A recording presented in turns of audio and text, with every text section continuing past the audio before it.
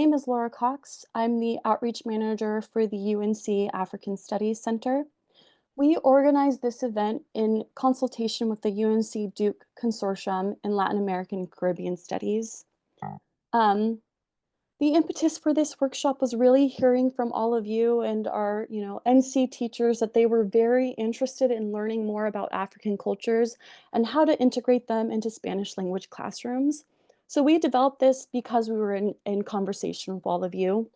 I want to say a big thank you to all of our teachers who came out here on a Saturday morning to listen to these really incredible lineup of speakers that we have for you who put together wonderful PowerPoints that we'll share with you afterwards and who you'll be able to engage with at the end of their presentations. As you can see here, the African Studies Center is just one center at UNC Chapel Hill of 6 that designs all sorts of programming to support K through 12 teachers in their classrooms. Um, the structure of the webinar today, you can see that we have about 30 minutes for each of our speakers, plus a 10-minute Q&A after each of their presentations. I'll remind you before the Q&A, but I'll say now that if you could please give your questions to them in English, this will help me so that I can read them um, and give them to our presenters as seamlessly and smooth as possible. At that point, they can respond to you in Spanish, but this is just to help me moderate the webinar for today. Um, at the end of the presentations, we're going to give you a survey. Your CEU credits are attached to that survey, so please take it. We really rely on your feedback to make these work. And also at the end, I'll tell you about some of the resources you should expect coming into your inbox next week. So with that, I won't take up any more time. I'm going to hand the floor over to Susana Castillo Rodriguez, who will be talking to you about her background and about Equatorial Guinea as well. So again, thank you so much, all of you, for being here today to help and facilitate this. Bueno, buenos días otra vez. Soy Susana Castillo Rodríguez. Estoy muy contenta de participar en este webinar y de compartir con todo el público que no veo en este momento, pero estoy segura que está detrás prestando atención. La presentación sobre Guinea Ecuatorial. También quería dar las gracias a Laura y a UNC por la invitación a compartir y a presentar, bueno, pues lo que conozco de Guinea Ecuatorial y lo que llevo trabajando. Mi trabajo en Guinea Ecuatorial empezó hace ya unos 10 años, más de 10 años, con mi tesis doctoral y se acaba de publicar un libro que se llama Lengua, Cultura y Glotopolítica en Guinea Ecuatorial, una mirada histórica. Entonces, bueno, mi trabajo ha sido muy consistente durante todos estos años de trabajo de campo en Guinea Ecuatorial y en investigaciones de archivo. Como ven, no sé si lo ven en la pantalla, pero detrás de mí hay una foto del presidente. Yo me encuentro actualmente en Guinea Ecuatorial. Tengo un año sabático de SUNY Geneseo, bueno, un semestre sabático, perdón, y estoy aquí en la Universidad Afroamericana de África Central y bueno, pues aquí estoy de profesora visitante. En estos momentos voy a empezar a compartir, ¿no?, lo que había presentado, lo que había preparado para la presentación, y luego Laura también podrá compartir con ustedes pues, algunas sugerencias, ¿no?, de estrategias de cómo presentar el tema de Guinea Ecuatorial en clase. Bueno, como es un nivel, ¿verdad?, diferente del que yo, por ejemplo, estoy un poco más acostumbrada, ¿no?, en la universidad, porque son estudiantes ya maduros, ¿no?, y adolescentes, pues he tratado de compilar un PowerPoint que pueda ser un poco adaptado según las necesidades de cada clase, según el nivel, y que cada profesor lo pueda utilizar como mejor no considere acoplado a su clase y a su nivel. Bueno, ¿por qué Guinea Ecuatorial? ¿No? Me parece que es muy interesante empezar, ¿no? con la clase, ¿verdad? Diciendo, bueno, ¿cuáles son los países hispanohablantes? Seguramente los chicos, ¿no? Van a nombrar, bueno, pues España, ¿no? Y también Latinoamérica. Una estrategia podía ser poner el abecedario, ¿verdad? Como está puesto en la esquina de la izquierda, y a partir de ahí ir listando los países, ¿no? que aparecen, que son países hispanohablantes. Ahí tendremos que poner a Guinea Ecuatorial, ¿verdad? Entonces es una manera de decir, bueno, todos estos países están en el continente, ¿no? Americano, otro en Europa, pero ese puntito ahí en África es donde nos vamos a centrar. En África se habla español, eso es algo, ¿verdad?, que siempre nos vamos a encontrar, ¿no? O pueden empezar por esa pregunta.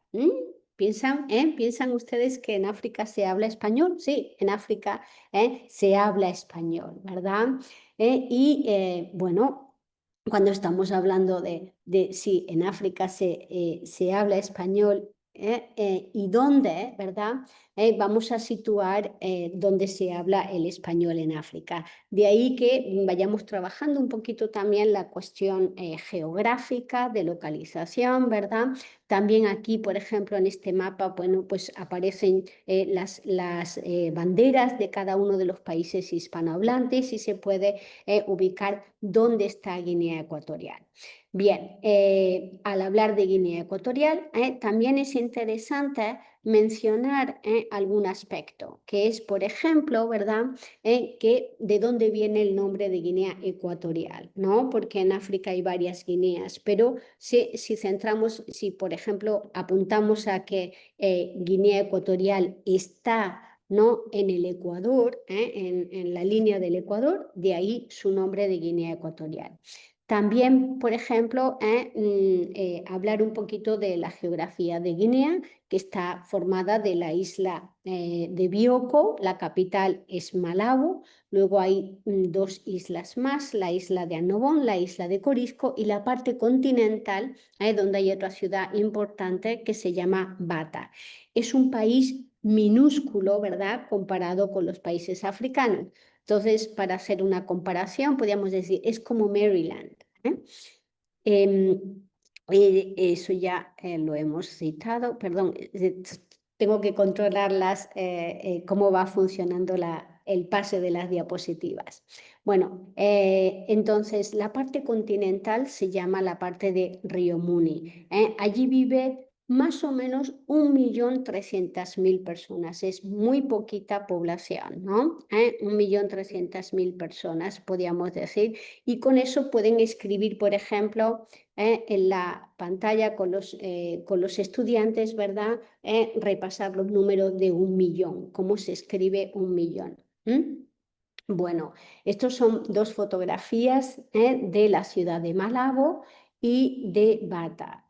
La arquitectura de la ciudad todavía mantiene muchos edificios de la época colonial. ¿Por qué se habla español? Porque fue una colonia española. Fue una colonia española durante muchos años, ¿no? Ahora lo iremos viendo. Estos edificios de aquí tienen estructura o arquitectura colonial.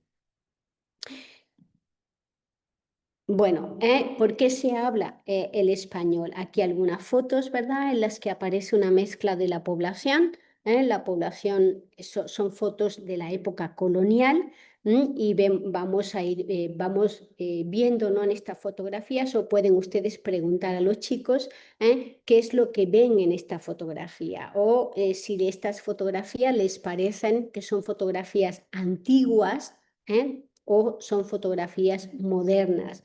Y así ellos pueden pensar en por qué estas fotografías, ¿no? Bueno, estas fotografías vienen a mostrar que en aquellos años, desde 1778 hasta 1968, fue un territorio que fue colonizado por España. Entonces, durante esos años, España pues, mantuvo una política de colonización en la que la principal herramienta de la colonización fue la educación en español. La lengua española era como la herramienta de colonizar a toda esa población que vivía en esos territorios. ¿Qué pasó en 1968? En 1968 hay unas elecciones libres en Guinea Ecuatorial. Eso es muy interesante, porque el 12 de octubre se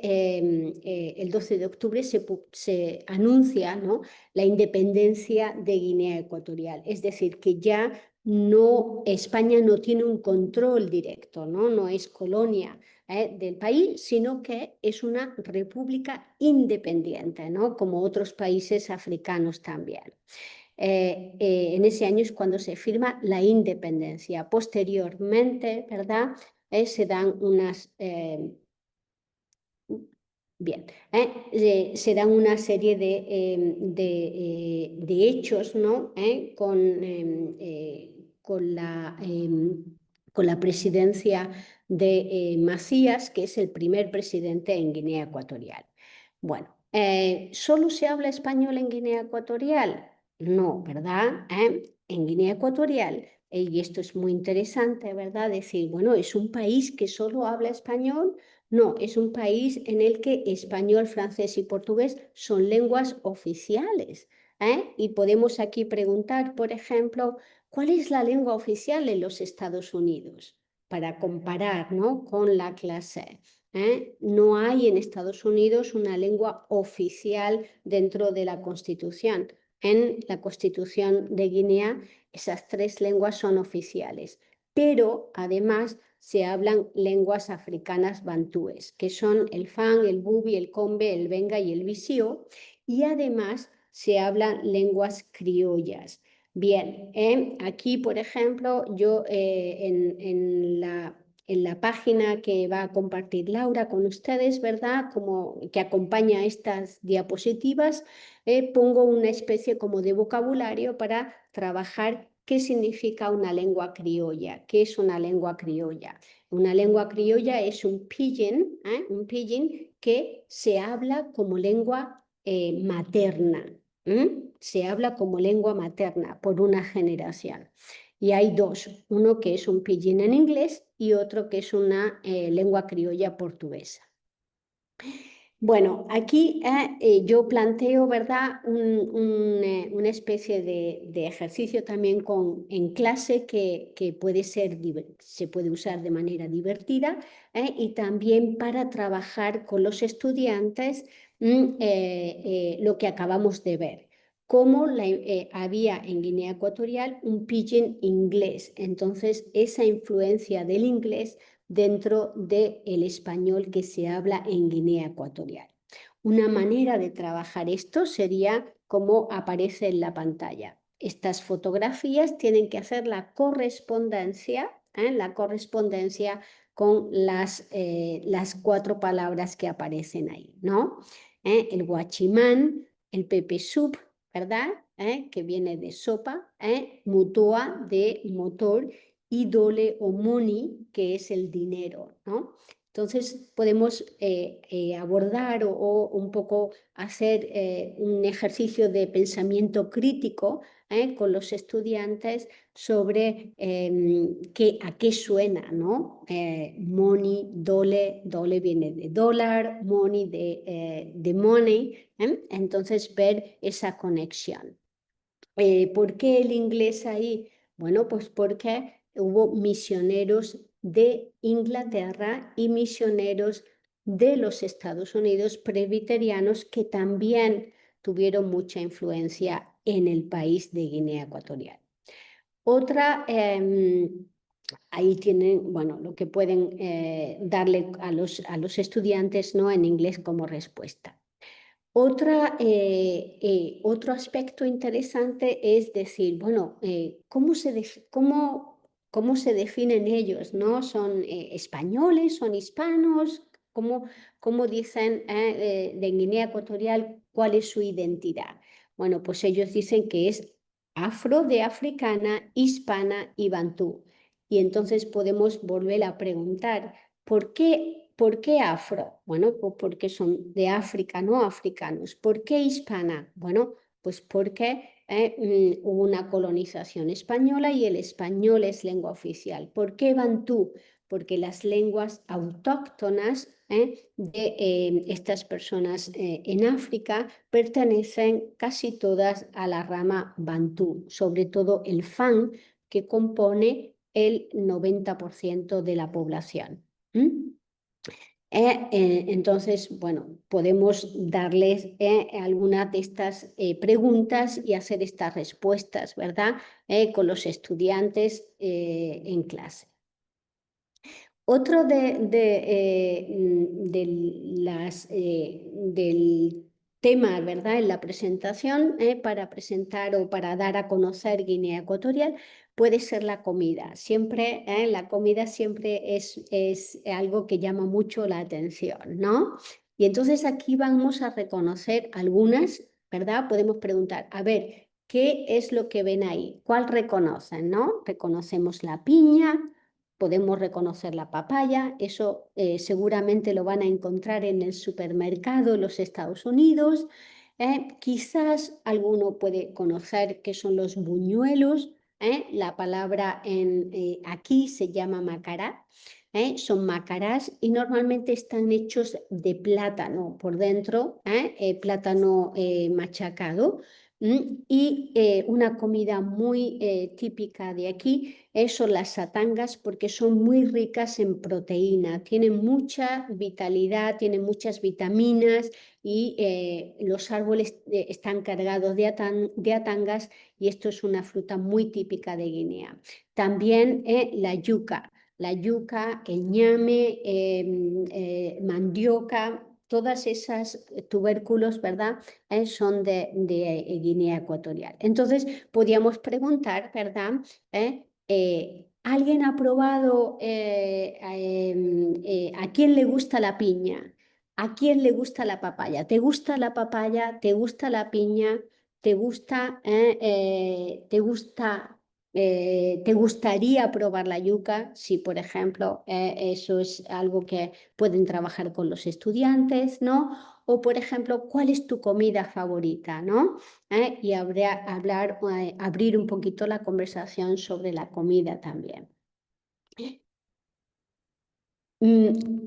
También para presentar un poquito más, ¿no? sobre Guinea Ecuatorial y sobre su cultura, ¿no? Hemos hablado de la lengua, hemos hablado de la geografía, hemos hablado de la población, hemos hablado de la comida, también hablamos de la ropa, la vestimenta.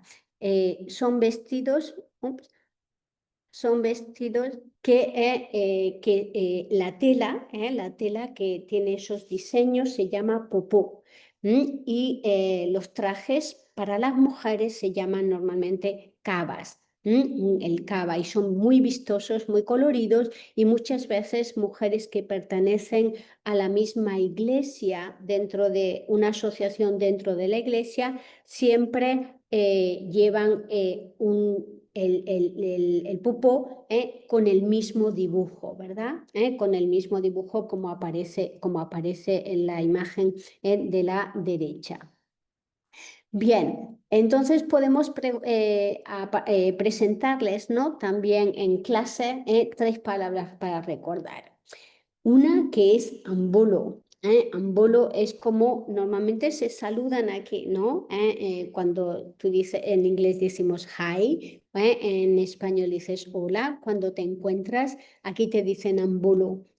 Ambolo es una palabra que es fácil. Otra es akeba. Akeba es una palabra que en fan normalmente la usan. Los bubi usan poto poto.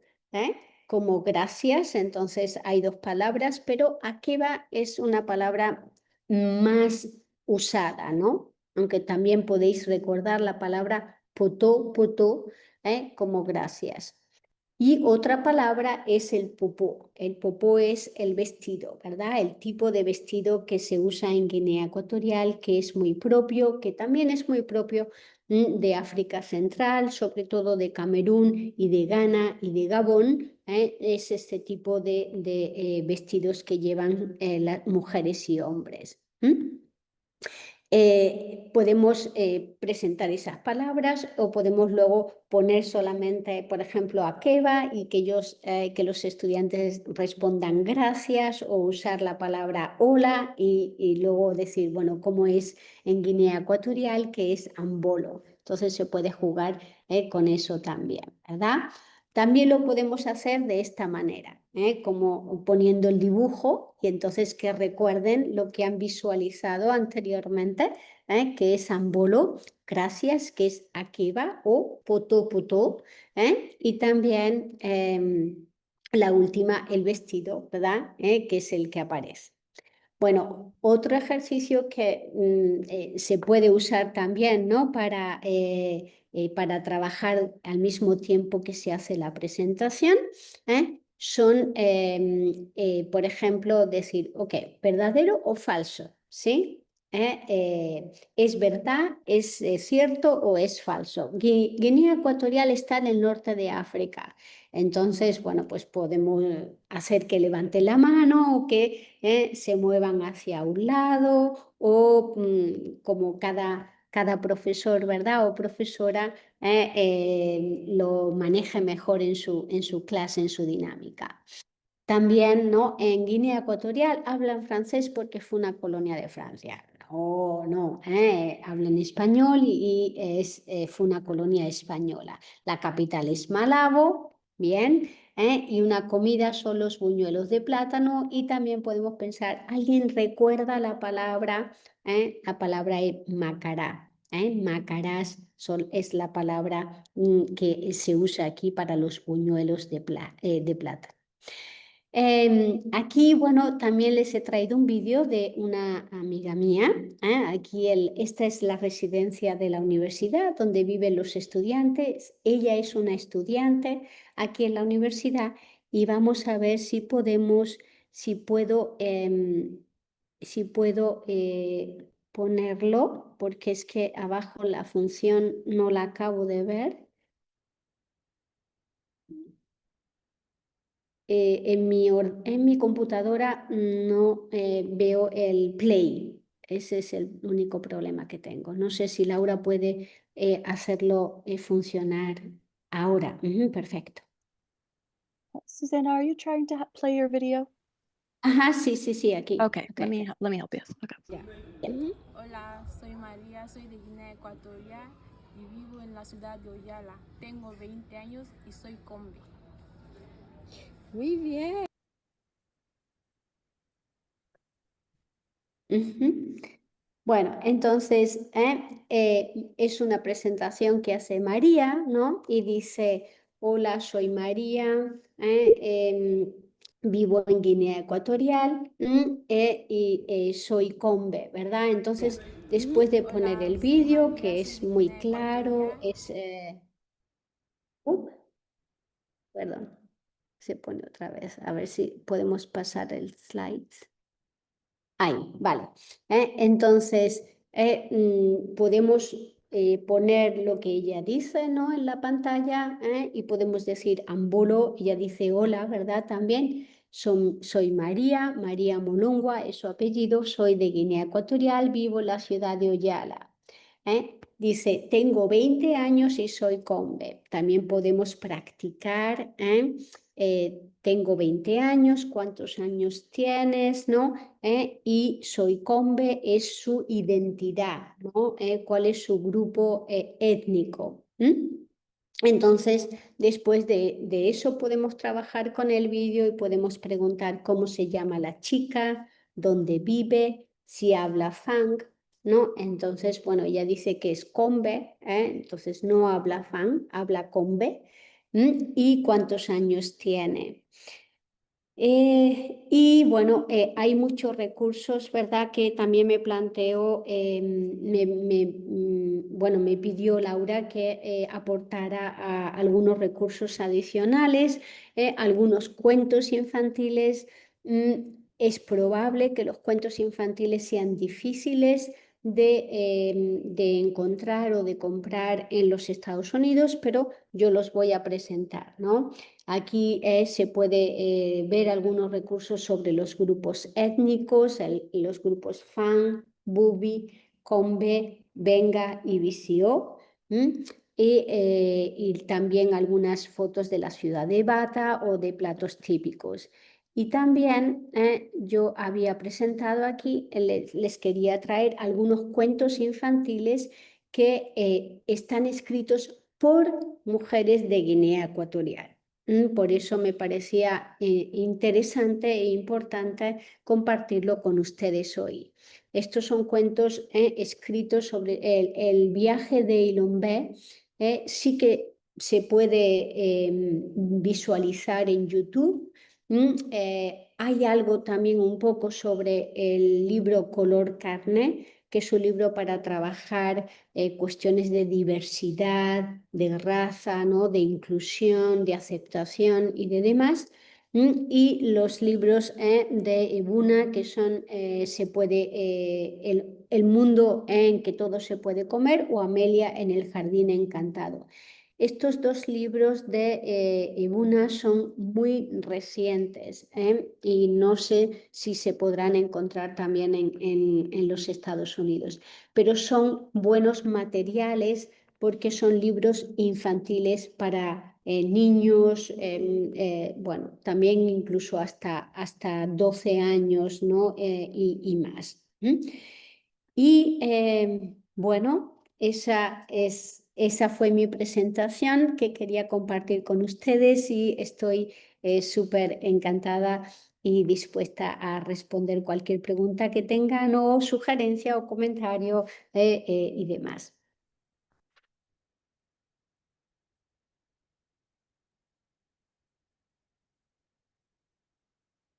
Sorry, everyone. We have about 10 minutes for Q&A and a big round of applause for our speaker who had just a beautiful set of slides prepared for all of you. If you're not familiar with this material, or maybe you are, please, if you have any questions for Susanna, you can utilize the chat or the Q&A feature as well. And I would also ask that you pose your questions again in English. This will help me moderate as soon as possible for our speaker.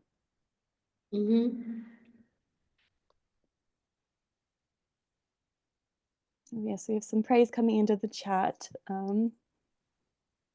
John says you had an excellent presentation.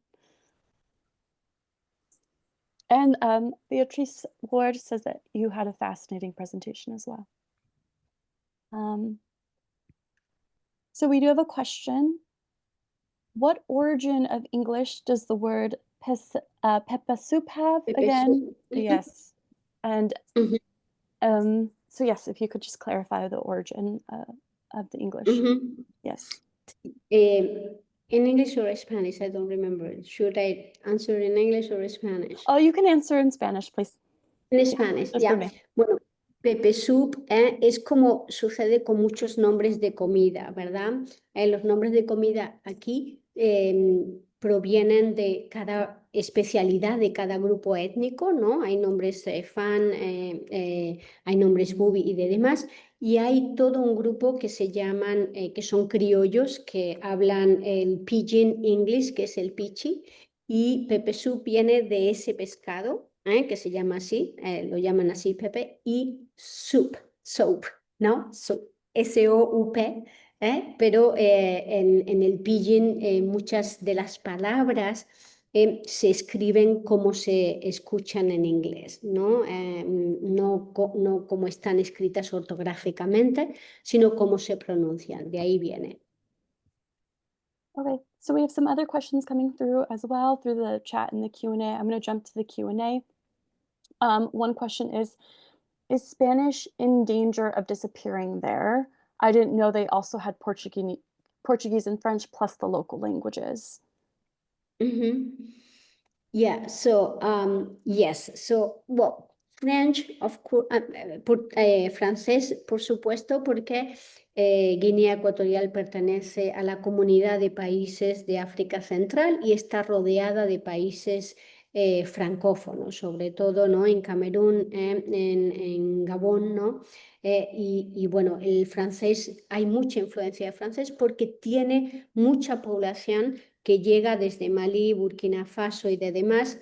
Guinea Ecuatorial no lo he puesto ahí, pero en los años 2000 hasta el 2007 tuvo un boom del petróleo. Es un país muy rico, era un país muy rico y recibe mucha población migrante. El francés sí se habla. El español es lengua materna. Es la primera lengua, el one, para muchos niños, para los niños desde que nacen hasta la adolescencia.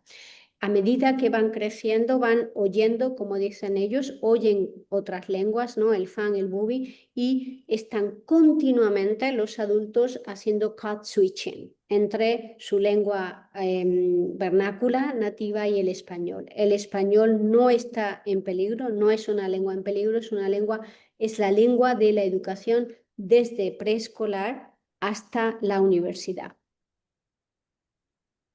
Thank you. Another question we have is, what is the current connection between Equatorial Guinea and Spain? La conexión es bastante fuerte, hay mucha colaboración y cooperación, sobre todo cultural. A nivel cultural hay 2 centros culturales en las 2 ciudades más importantes, en Malabo y en Bata, y son muy activos, tienen una muy buena biblioteca, la ayuda, la cooperación cultural es muy importante. También es muy importante en la educación. Hay mucho profesor también de España aquí, algunos en distintas en universidades, por ejemplo, aquí, y sobre todo muchos misioneros españoles, pero la cooperación sigue siendo bastante fuerte en todos los niveles, en nivel económico, pero sobre todo la embajada tiene mucho interés en la parte cultural. El Instituto Cervantes, el Observatorio del Español, quieren tener más influencia aquí y, por ejemplo, la Academia Ecuatoguineana de la Lengua Española depende, de verdad, forma parte de la SALE, de las academias, y tiene mucha relación con la Real Academia en España. We have another question, is why was independence declared on October 12th? Bueno, porque el 12 de octubre en España, ¿verdad? Se llamaba el Día de la Raza, es el Día de la Hispanidad. Entonces, bueno, pues en Guinea Ecuatorial, pues el Día de la Independencia también tuvo lugar, bueno, pues fue ese día, ¿no? Que es el día, antes lo llamaban el Día de la Raza, imagínense, pero es el Día de la Hispanidad. Would you provide more information about ethnic groups in Equatorial Guinea or where we can find them? Bueno, sobre los grupos étnicos no he entrado demasiado, ¿verdad? Porque era una presentación más amplia. Yo creo que podíamos desarrollar otro PowerPoint sobre eso. La población más importante o más numerosa también son los Fang. La lengua que hablan es Fang y es un grupo étnico bantú. Fundamentalmente están en el continente, en la parte de Río Muni, en la parte de la isla, que es donde está la capital, la isla se llama Bioko, el grupo étnico son bubis, bubi. También es bantú, pero es una lengua diferente también, y son bubi. También en la isla de Bioko están los criollos que hablan el pidgin, que es el pichi, y es un pidgin inglés también. Y luego en la parte de la isla de Corisco hablan benga. En la parte continental, en la costa, hay una mezcla de grupos étnicos como son los Combe, Benga y sobre todo Visio. Okay. So we have a question. In my Spanish 2 honors class, I give my students a project where they have to present a virtual trip to a Spanish-speaking country. I also Mm. give them a $5,000 budget to buy a ticket from RDU, the airport here in the Triangle, Raleigh, or any US city, New York, for example. My students have a hard time locating the international airport. Is it in the island or the mainland? Also, is $5,000 enough for a 10-day virtual trip? Ujú. El aeropuerto internacional está en Malabo. Es un aeropuerto nuevo, es un aeropuerto fantástico, fenomenal. Yo viajo mucho y varias líneas. Recomiendo llegar a Madrid y Madrid-Casablanca, Malabo, pasar por Marruecos, hacer ese trayecto. Con $5.000 hay dinero suficiente para eso, ¿verdad? Para ese viaje. Porque aquí la moneda es el franco CFA. El franco CFA podemos decir que $1, ¿sí? $1 son 600 francos CFAs. Y la comida local, cuando vas al mercado, ¿verdad? Al mercado local, la comida local es muy económica. Por ejemplo, hoy fuimos al mercado, ¿no? Y ¿cuántas bananas? Podría ser como 4 pounds, ¿sí? 4 libras de bananas costó 500 cefas, es decir, menos de $1, por ejemplo, ¿no? Los hoteles en la capital varían mucho, puede haber hoteles de 5 estrellas muy caros, pero también hoteles que son económicos, o sea que hay dinero suficiente. And I think we have time for one more question, and this is a request. Please share the names of singers and possible songs that we can use in the Spanish class. Sí, bueno, la música de aquí de Guinea Ecuatorial es fenomenal, es fascinante. Hay muchos cantantes que yo creo que les puede gustar a los chicos, ¿verdad? Que mezclan esta música de salsa, hip hop, reggaetón, no sé, una mezcla bastante grande. Me parece que puede ser divertido si puedo mandar en el chat una canción de aquí de la universidad, de la UCA, que puede servir como ejemplo, ¿no? De la música que los jóvenes escuchan aquí en Guinea Ecuatorial. Entonces lo puedo hacer también ahora al final del webinar o durante el webinar y la puedo poner en el chat. Yo creo que se puede subir una música, así que la puedo mandar, sí. And before you log off, I just wanted to share some helpful comments that teachers left. One teacher said, Emilia and El Jardin Encantado is available on Amazon, so is El Mundo. We had another comment that says, MJ Avunia has a book about ancestral stories of the Fang ethnic group.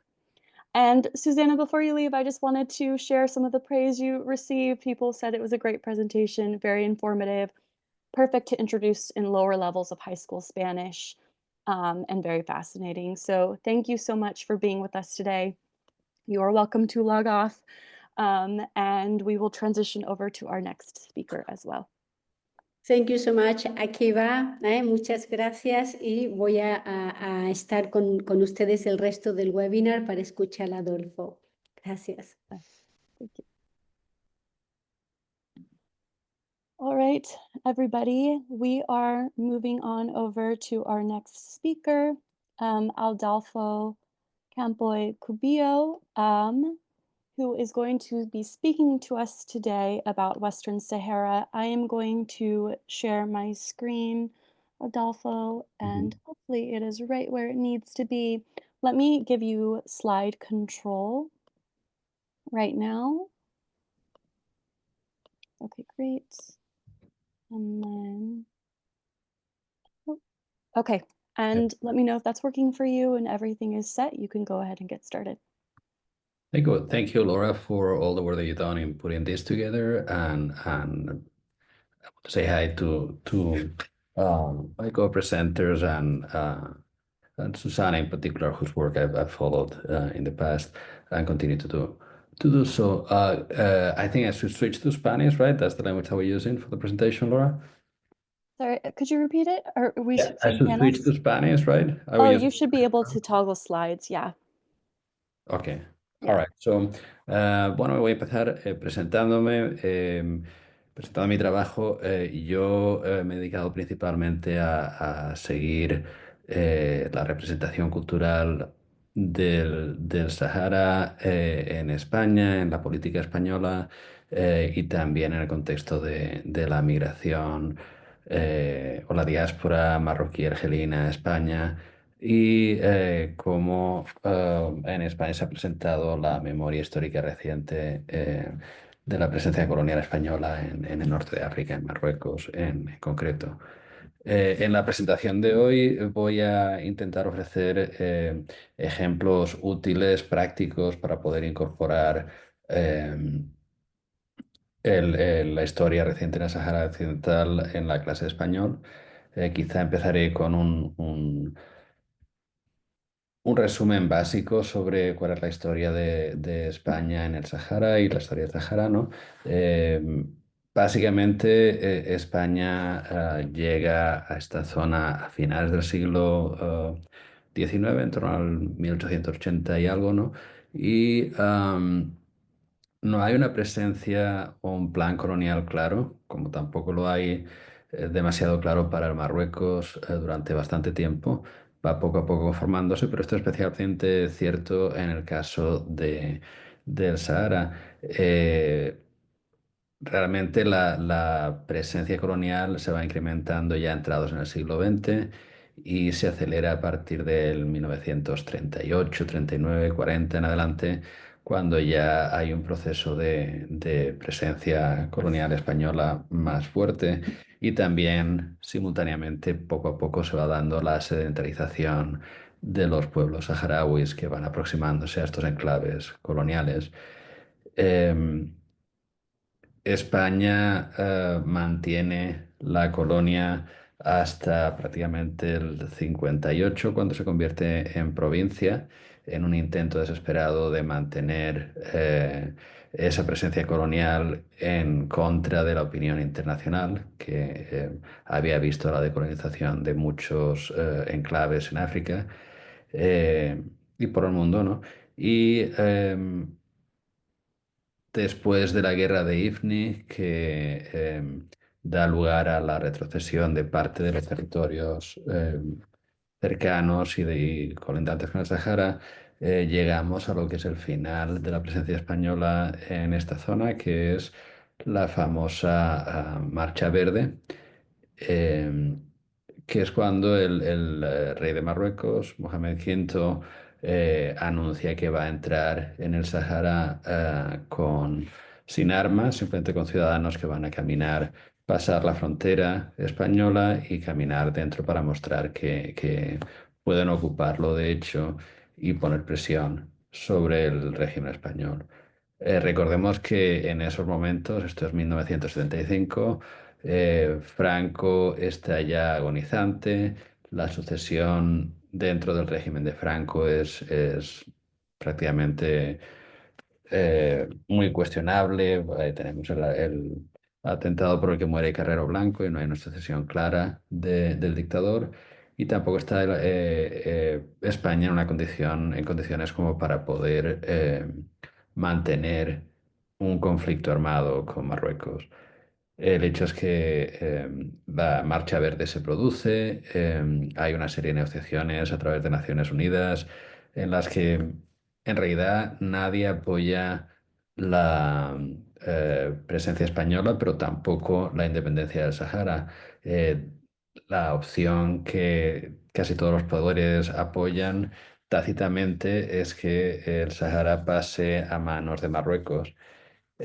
Pero oficialmente esto no se puede aceptar porque de acuerdo con la ley internacional no es un proceso de colonización eh, aceptable, ¿no? Que no ha pasado por los pasos que tiene que pasar, que sería que que el territorio volviera a sus habitantes, que hubiera un referéndum y que de ahí se llegara a una decolonización total.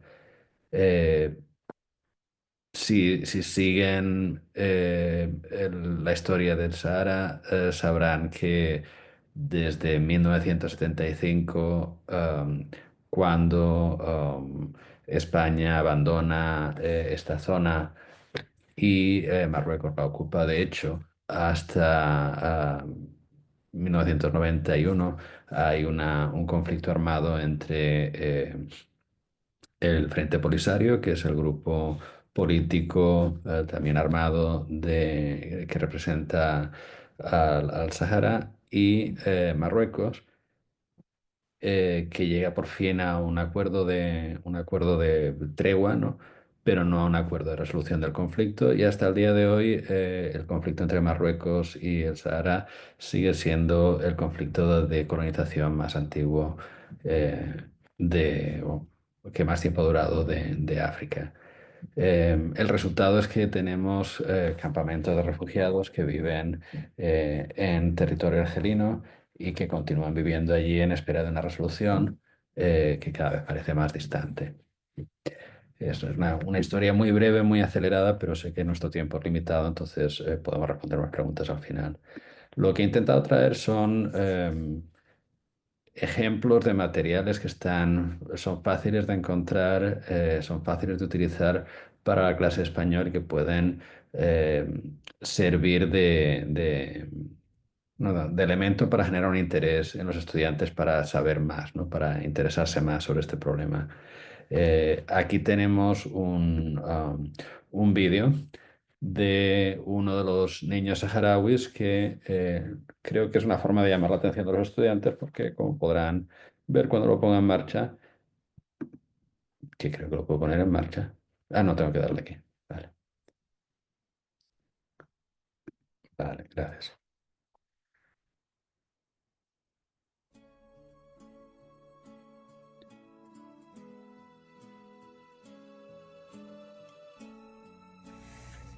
Me llamo Mohamed Moulud, me gusta ir a España en verano, tengo ahí una familia en el Cázar de San Juan y bien, me gustaba ir a España y me gusta ir a pasar el verano, que aquí en el Sahara hace un montón de calor y bien, estamos aquí en el Sahara que hace calor y la gente le gusta. Perdón, estoy intentando parar el vídeo para poder comentar. Aquí, muy bien. Ah, bueno, volvemos. Entonces, el vídeo es un ejemplo de cómo la población saharaui utiliza el español eh, que aprenden en el colegio, porque el Frente Polisario optó por la enseñanza del español desde sus principios, prácticamente, en los colegios de los campos de refugiados. Y el español, igual que en Guinea, sirve como una herramienta de apelación, una forma de apelar a la conciencia política de la población española y de la comunidad internacional, que establece ese nexo, ¿no? Este tipo de vídeos están disponibles en YouTube, son fáciles de encontrar y nos permiten organizar una actividad básica en el que los estudiantes de español puedan pensar sobre qué es lo que se está diciendo en el vídeo, pero también se pregunten ¿y cómo es que un niño saharaui está comunicándose en español?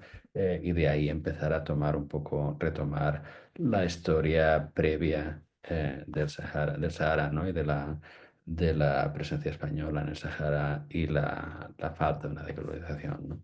Vamos a pasar a otra diapositiva. Am, es importante utilizar mapas siempre para dar una ubicación del problema, ¿no? De donde estamos trabajando. Aquí vemos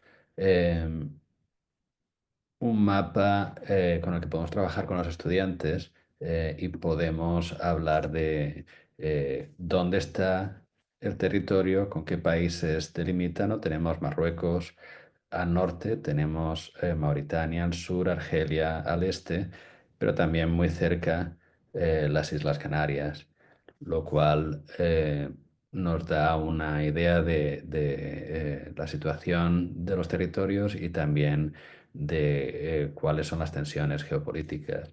La tensión entre Argelia y Marruecos ha sido siempre uno de los factores que ha dificultado la búsqueda o el poder encontrar una resolución al conflicto, pero también que ha posibilitado la resistencia de los saharauis que se exilaron a Marruecos, a Argelia, perdón.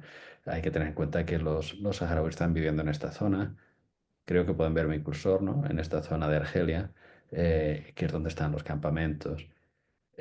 Y esto nos ayuda también a generar una actividad que es sencilla en lo que se refiere a la demanda de comunicación en español para el estudiante, pero de profundidad en el sentido de que nos permite eh, hacer al estudiante reflexionar sobre la situación geopolítica de los territorios y la importancia geoestratégica.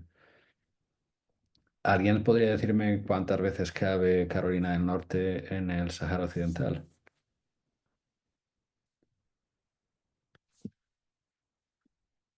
Bueno, les dejo que pueden pensarlo, ¿no? Durante la presentación o que lo busquen. Esta información está disponible en Internet, ¿no? Hay varias páginas que nos dan la equivalencia de la extensión del Sáhara Occidental con respecto a distintas provincias americanas, ¿no? Y creo que es una buena forma para hacernos una idea mental, ¿no? De la extensión del territorio y también de la dispersión de la población, porque obviamente la densidad de población en esta zona es mucho menor de la que es eh, en Carolina del Norte, por ejemplo, ¿no? Otro mapa que es útil, y tengo aquí también el enlace para poderlo encontrar, es un mapa de las antiguas colonias españolas. Hablamos ya de Guinea Ecuatorial antes y vemos la zona del Sahara. También las Canarias están coloreadas de rojo como colonias, depende de qué posición política quieras tomar, ¿no? Pero no es un territorio ocupado desde hace años, desde hace siglos, ¿no? Por España y el norte de Marruecos, que fue lo que representó el protectorado español en Marruecos. Creo que el mapa es interesante porque una de las cosas que indica este mapa de antiguas colonias es que la presencia española en África no fue una presencia sistemática, como podríamos decir que fue la francesa, ¿no? No fue una presencia que era una extensión del poderío militar español o el poderío geopolítico español en ese momento, sino hasta cierto punto podríamos decir que accidental, ¿no? En el sentido de que la presencia de España en Marruecos es fruto, como sabemos, de un acuerdo entre Francia y Reino Unido para asegurarse de que el control del paso del estrecho no cae en manos de uno ni del otro y la presencia en el Sahara es durante gran parte de la historia de esta colonia española, es una presencia bastante pasiva hasta que empieza a acelerarse a partir del siglo XX. Y ya hay una historia más larga, ¿no? Que ya ha detallado Susana y en la que no voy a entrar, ¿no? En Guinea. Pero si tenemos en cuenta la presencia de Francia en Marruecos, en Argelia, en Túnez, la presencia británica en Egipto, en otras zonas de África, del norte de la región, que sí que responden a un plan colonizador, claro, la presencia española, como decía, es más accidental. Esto no exime de ninguna responsabilidad, pero es importante, pienso, mostrar también que los esfuerzos colonizadores del siglo XIX y del XX no siempre respondían a un empuje racional o racionalista, a veces respondían también a accidentes mm, geopolíticos, ¿no? Vamos a seguir con otra diapositiva. Aquí quería darles un ejemplo de lo que se puede hacer con la información sobre los campamentos para hacer un close test, ¿no? Por ejemplo, tenemos un mapa de los campamentos en Argelia, ven aquí la zona de Tinduf, y tenemos gráficos con la demografía de los campamentos. Y con estos prompts visuales tan básicos, creo que se puede organizar una actividad básica para que los estudiantes estén buscando la palabra que falta, ¿no? El término que falta, pero empiecen a reflexionar sobre el tipo de población que está viviendo en los campamentos y el tipo de expectativas que esta vida de pues, casi más de 30 años en los campamentos da lugar, ¿no? Eh, es importante mirar los grupos de edad en los campamentos y eh, no sé si se ven muy bien las edades aquí, pero el grueso de la población es bastante joven, ¿no? Bastante joven en los campamentos. Y tenemos la situación de gente que está viviendo día tras día con unas expectativas muy limitadas, ¿no? Esto nos permite reflexionar sobre la dificultad de cualquier refugiado, de los saharauis en particular, pero también para cursos de español de AP, ¿no? O cursos más avanzados, nos permite entrar en conversaciones más complejas, ¿no? Sobre cuál es la viabilidad de estos campamentos en el largo plazo cuando el día a día es tan duro, ¿no? Y el abandono de los campamentos se convierte en un problema eh, también para el Polisario, ¿no? De intentar regular que la población de los campamentos se mantenga dentro de los campamentos. Sin esta población, el Polisario pierde un elemento de negociación importante, pero tenemos que entender el factor humano también, ¿no? La dificultad de vivir el día a día en estos campamentos. Tenemos vídeos muy útiles de ACNUR, de Naciones Unidas, para hablar con los estudiantes sobre cuál es la realidad de un refugiado, ¿no? En este caso, les traje uno de ACNUR. Vamos a ver el principio nada más, creo. No. Los refugiados son personas normales que viven situaciones fuera de lo normal. En los países donde viven, el conflicto y la persecución los han puesto en situaciones de riesgo. No tienen otra opción más que huir de su país para buscar seguridad. Esto significa dejar mucho atrás, una de las decisiones más difíciles que puede tomar una persona. Así que, ¿qué hace a una persona refugiada? Las personas refugiadas ya no se encuentran en sus países y han cruzado por lo menos una frontera. Un conflicto activo podría ponerlos en peligro si vuelven.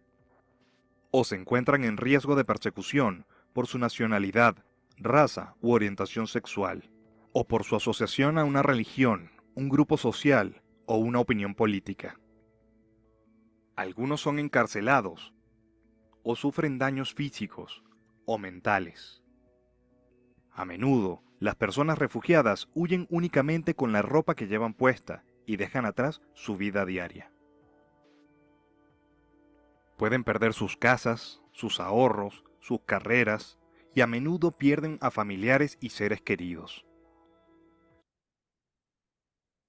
Vale, creo que el vídeo es muy útil para la clase de español por la dicción reposada que tiene y que permite seguir la información con tranquilidad. Este tipo de información nos permite hacer una reflexión con los estudiantes sobre, para contextualizar la situación de los saharauis viviendo en Argelia en el contexto de otras situaciones de refugiados que se han producido en el mundo. Y normalmente en el caso del Sahara se compara normalmente con la situación del Timor Occidental por los paralelismos de la situación política entre ambos territorios, ¿no? Voy a intentar seguir aquí. Em,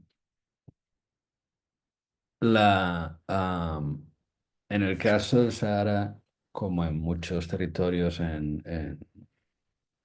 negociación, en discusión, el alegato de la identidad cultural como forma de sustentar el derecho a la soberanía nacional es siempre muy fuerte o es siempre el argumento fundamental, y esto no es una excepción en el caso del Sahara, ¿no?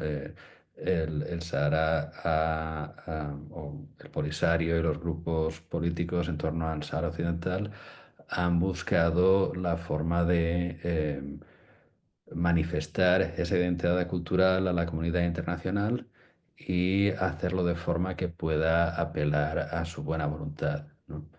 Eh, el Sahara es un territorio relativamente grande, pero también relativamente desconocido para los que no están conectados de una manera o de otra con este territorio. Entonces, los grupos saharauis han tenido que buscar la forma de hacer su problema o su situación digerible, entendible, cercana a la comunidad internacional. Entonces, lo que traje aquí es una simple descripción de lo que sería una familia saharaui para empezar a pensar en cómo se estructura, y a partir de ahí verán en las siguientes diapositivas pues, más información sobre cultura saharaui, cómo se presenta a través del español para generar esta simpatía de la comunidad internacional, ¿no? En esta diapositiva tenemos ah, un, un niño saharaui y la estructura de los campamentos, que se divide en barrios, en zonas y en wilayas o provincias, que es donde están. Esta es muy básica, pero vamos a pasar a la siguiente. Em, Aquí tenemos un vídeo sobre la ceremonia del té saharaui, que está explicado de nuevo en español y nos sirve para ver ese contraste que le ha funcionado bastante bien al Polisario a la hora de generar esta afinidad o simpatía por su causa, tanto en España como en Europa en general, especialmente en la Europa mediterránea, pero también en Reino Unido, ¿no? Em, Vamos a ver un poco del vídeo.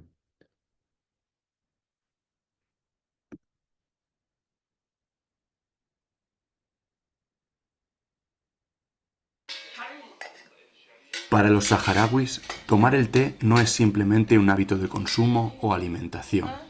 Es una comunión, un acto casi religioso relacionado con la solidaridad y el compañerismo.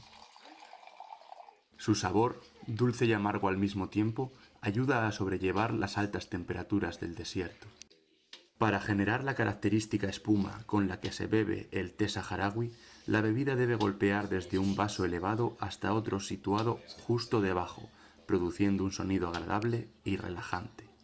Esta ceremonia del té se divide en 3 tomas en las que el preparado se va endulzando. La primera, amarga como la vida; la segunda, dulce como el amor; y la última, suave como la muerte.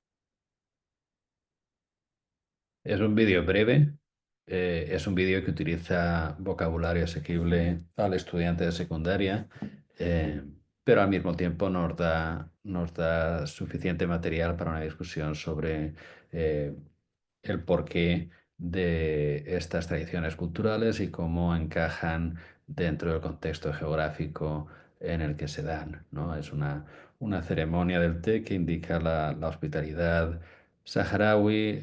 Podemos hablar de la importancia de la hospitalidad dentro de la cultura del desierto. Podemos hablar también de la importancia del ritual en enclaves donde todo lo demás es inhóspito, ¿no? Y esta ceremonia permite ese tipo ah, de ritualización de la rutina del día a día. Am, Vamos a ir un poco más.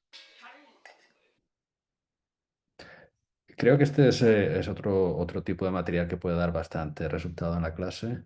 Y estoy hablando mucho y no sé si tiene el público la opción de interpelarme o de responder a las actividades.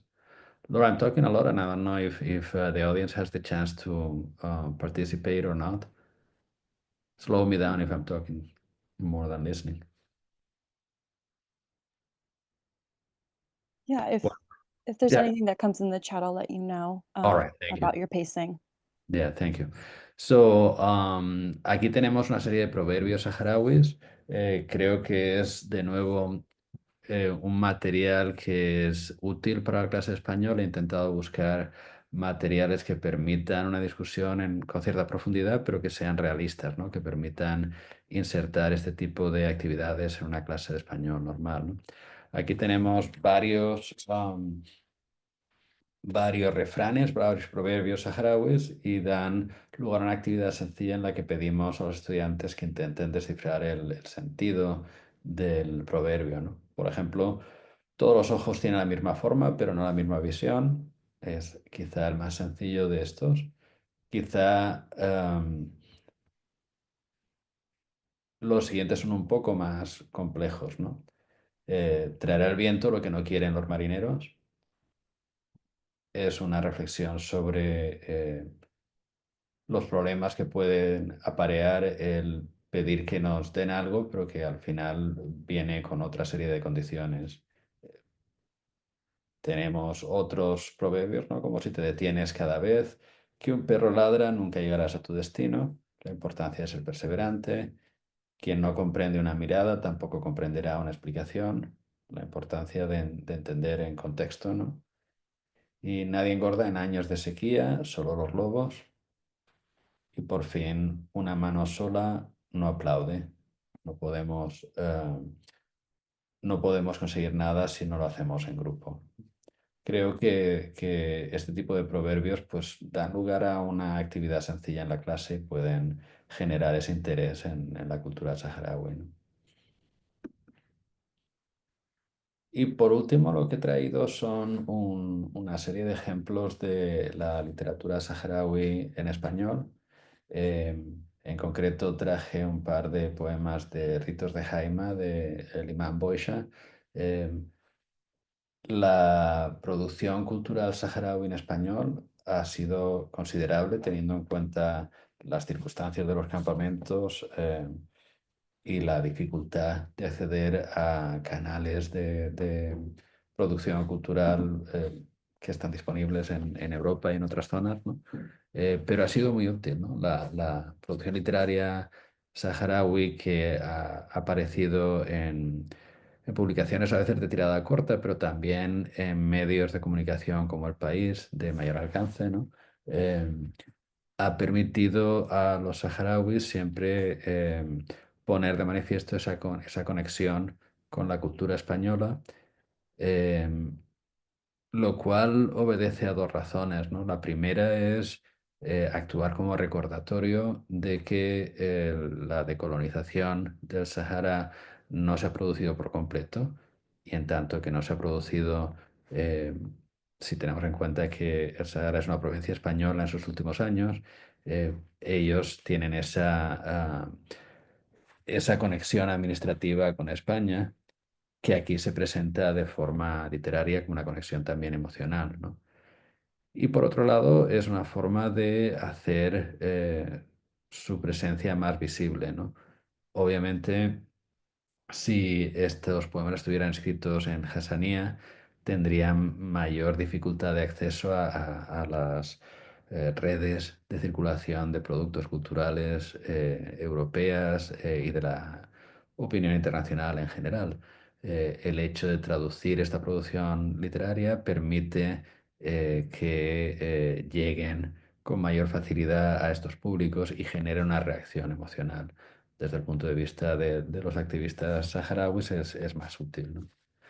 Aquí tenemos un ejemplo sencillo de uno de los poemas del Imam Boisha. Está simplemente describiendo el intercambio de saludos entre dos saharauis cada vez que se encuentran. Em, y me parece que el libro de Boisha es especialmente interesante, Ritos de Jaima, porque el libro es una mirada casi antropológica a los saharauis, eh, que va explicando distintas rutinas, distintas prácticas culturales a lo largo de los poemas, eh, y eso nos permite ir conociendo la cultura mejor de una forma asequible, de una forma más sencilla, ¿no? Em, Traje un poema un poco más extenso que vamos a leer, ¿no? Que es el poema de mitología. eh, y daré algunas claves para intentar interpretarlo y luego pasamos a preguntas y respuestas, si te parece. Em, Voy a leerlo primero, ¿no? Mi padre me dijo, yo nací el año de los dientes verdes, de los dromedarios. Ahora yo me pregunto, ¿qué hemos hecho de nuestros años tan lejanos y estrechos? Cayeron malbaratados entre el olvido de la tradición y la sed de las dunas, se esfumaron en el aire como haces de leña. Buscad los años en la poesía, huesos de la memoria como nuestros antepasados. Nuestros años son versos como una lluvia de estrellas, como la hermosa hierba o el parto de las abejas. Estos son nuestros años abandonados, esqueletos trágicos, como grandes tormentas, como una lluvia roja o un vendaval de langostas, y no estos otros incipientes y artificiales que ahora colgamos del almanaque de nuestro sueño. El poema es una invitación a recuperar las tradiciones y está conectado con lo que hablamos antes, esta necesidad de articular, de mantener esta identidad cultural como forma de sustentar la reivindicación de soberanía nacional y de autodeterminación. Lo que me gusta del poema es que el lenguaje de Liman Boisha es sencillo, suficientemente sencillo como para que sea asequible para los estudiantes de secundaria, ¿no? Y puedan seguirlo y puedan entrar en conversación en torno a este tema. Pero lo que quería era abrir la discusión porque me resulta muy difícil hablar de estos temas sin ver a mi público y sin oírlo, ¿no? Entonces, si les parece, podemos pasar a preguntas y a comentarios. Laura, I'm ready for Q&A. Q&A, awesome. We've had some come through the chat already, so I'm going to start with those. But of course, first, thank you so much for your presentation, which covered a wide variety of topics from culture to the refugee situation there as well. So one of the first questions we received was a request for any book recommendations to better understand the history of Spain's colonization in Morocco, as Mhm. well as books on the decolonized history of Morocco. So, if you're looking for books about Western Sahara, there's two authors that you should follow. One is Stephen Zuns, and the other one is Jacob Mandy. They co-authored a book together about Western Sahara that is one of the benchmarks in historiography of Western Sahara. So that would be my first recommendation. It's easy to find, and they're both American academics that are very active and very involved in the situation. So you can follow them as well in social media if you're interested in that.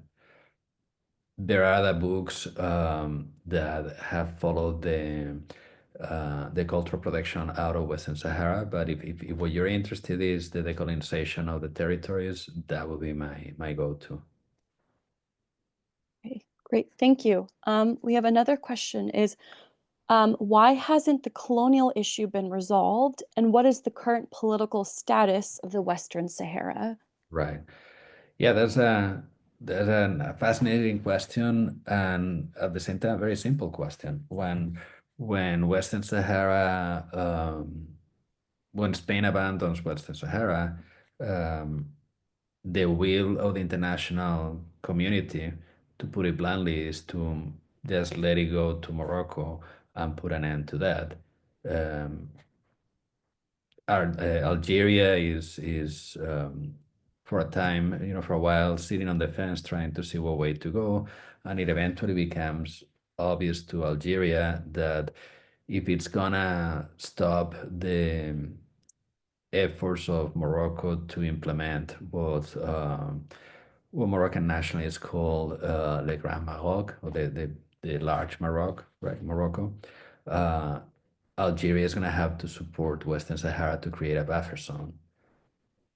But the Sahrawis are pretty much alone from the beginning in trying to defend their sovereignty, because it's really not of interest to most of the superpowers. The superpowers would rather have a good relationship with Morocco rather than support the creation of another state south of Morocco, the viability of which is not very clear for many in the international community. So the answer to your question would be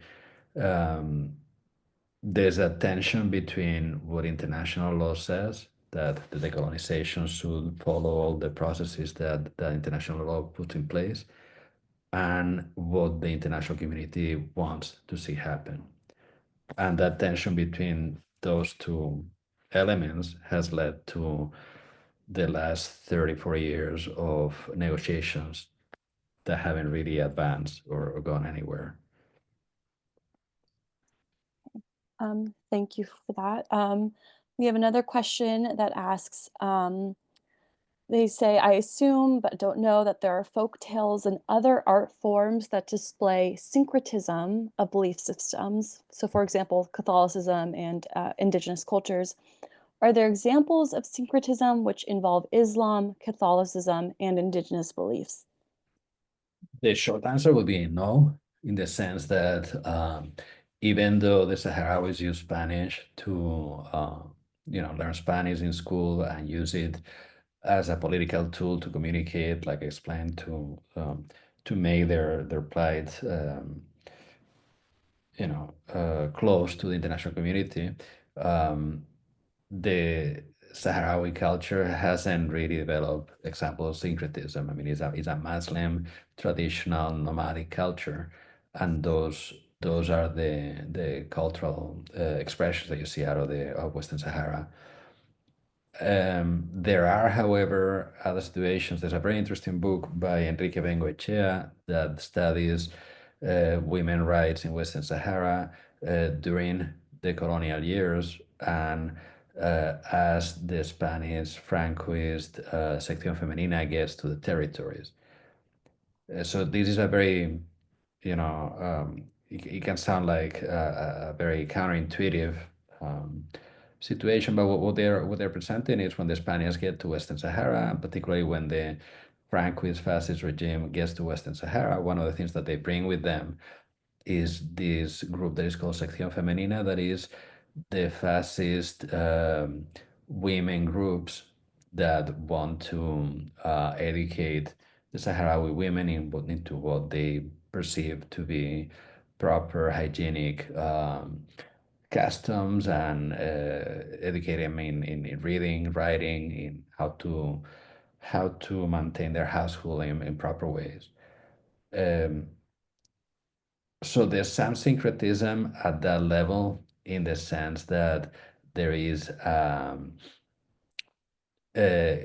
Sahrawis have learned to take whatever is useful from what the colonizers brought. So the syncretism that I would indicate is the Sahrawi is one of the Muslim movements that has made women to be the most visible faces of their movement, right? That kind of syncretism you can find.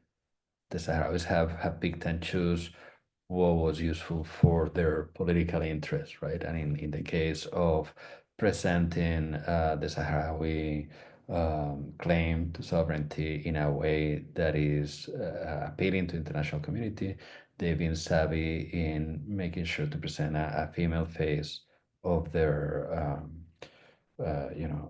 of their political efforts, to avoid any accusations of being a backwards Muslim traditionalist movement.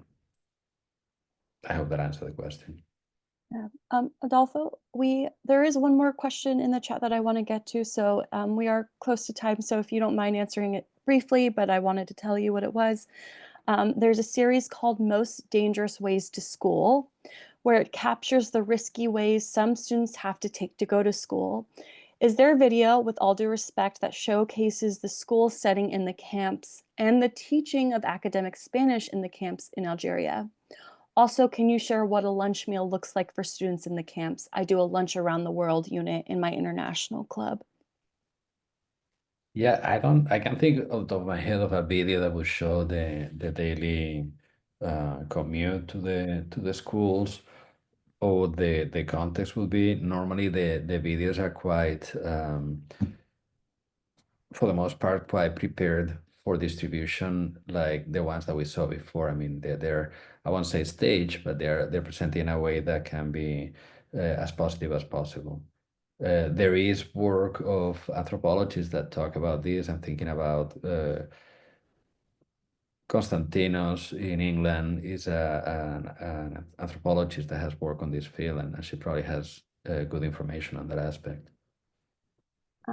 Thank you so much. And before you go, we had people saying that this information is profound. We've been missing out on the history and wisdom of the Sahrawi. Thank you. Other people saying thank you for sharing the proverbs and the poems content, which is very deep and meaningful. Before you go, Adolfo, if you don't mind dropping me a note in the chat about the authors' names for Decolonized History, Yeah. and I will share it with the participants. Once you do that, you're welcome to leave. We are going to transition over to our next speaker. Again, thank you to our first two.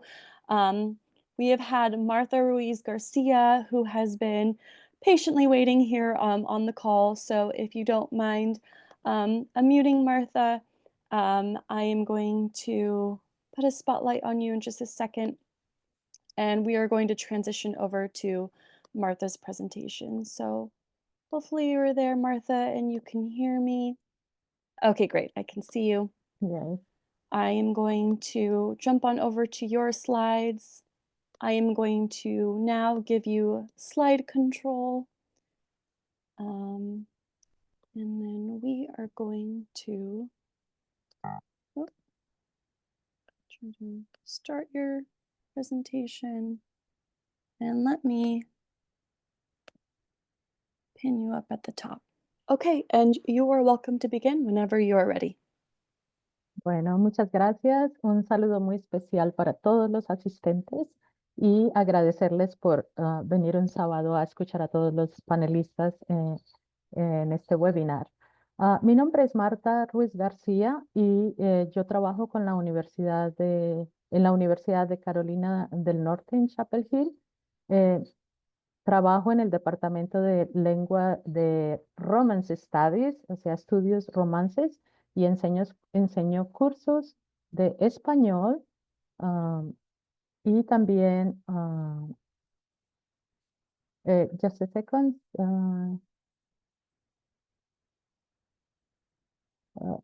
it said confirm your Spanish language. Okay, sorry, something come out from the screen.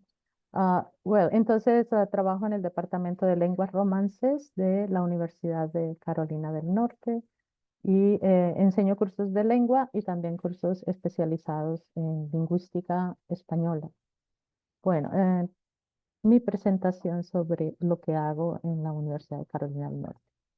Bueno, la siguiente, tenemos que concordar pues cómo incluimos los estándares de lenguas del mundo dentro de la presentación. Entonces yo he escogido estos dos. Están a nivel de Novice Smith y también el primero está relacionado con la descripción de los artefactos o como tiene que ver con la música, instrumentos. Entonces este estándar refleja mejor esa inclusión. Y también el segundo como las prácticas, las raíces de estas expresiones artísticas y de la cultura. Bien. Los temas que voy a cubrir en esta presentación es la presencia africana en América Latina, pero de una manera muy resumida, influencias africanas en la lengua y la cultura, cómo usar este contenido en las clases de español, algunas actividades y recursos para maestros. Bueno, empecemos con contextualización, una contextualización muy breve. Los esclavos fueron traídos, los africanos fueron traídos como esclavos al continente americano por varias razones económicas y porque la mano de obra indígena que había antes se había minimizado por la muerte de muchos indígenas. También había otros factores de tipo físico. Se tenía la creencia de que los africanos eran más fuertes que los indígenas, entonces se pensaba de esa manera y por eso también buscaban más traer africanos para suplir la mano de obra indígena y para los trabajos más duros. Entre 10 y 12 millones llegaron al continente americano, pero de esos entre 5 u 8 millones fueron llevados a América Latina. Entonces, es una cantidad considerable para las épocas, porque empezaron como siglo XV y hasta el XIX, muy adentrado el siglo XIX, todavía traían esclavos, por ejemplo, a Cuba o a Brasil. Entonces, fue así. Tenemos aquí la presencia africana en Latinoamérica en los tipos de trabajos que hacían ellos, los esclavos. Muchos tenían esos trabajos que ver con la agricultura porque dependía de qué producto necesitaba Europa. Por ejemplo, los europeos, que era lo que más necesitaban. América producía la materia prima y ellos transportaban la materia prima para aplicarle alguna tecnología o elaboración o algo así. Entonces, la materia prima se producía en Latinoamérica generalmente.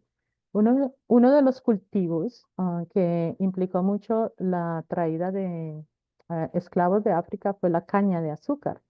Y esto afectó mucho el Caribe, ¿no? Si vemos la historia de la esclavitud, entonces la caña de azúcar está relacionada con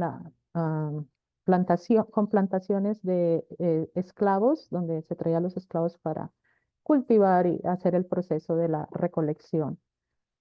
También otros productos como el algodón, el tabaco, el café, el chocolate, algunas eran frutas, entonces había diversidad de productos en la agricultura, pero dependía mucho de qué necesitaban. Creo que el azúcar era un boom, se convirtió en un boom casi a finales del siglo, como a mediados del siglo XVIII y XIX. Bueno. Otro trabajo era la minería. Entonces, iba a haber la minería como el oro y la plata. Entonces, donde encontraban los europeos o los españoles encontraban oro, entonces allí iban a tener la mayor cantidad de esclavos, porque el oro era muy importante también por el valor, bueno, mucho más en esa época, ¿no? Bueno, y entonces tenemos, por ejemplo, en Colombia todo un estado, allá se dicen departamentos, se nombran los estados con la palabra departamentos, y tenemos un estado que se llama Chocó, y ese Chocó es todo minería, o sea, la extracción de la minería desde la época de la esclavitud, y todavía siguen siendo una región minera, ¿no? Entonces, desde la esclavitud en la historia hasta el presente son mineros y 95-98% de la población es toda de origen africano.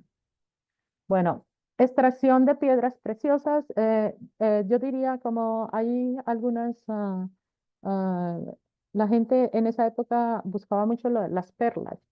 Entonces, por ejemplo, en la historia hay relatos en Venezuela, los esclavos tenían que ser buceadores.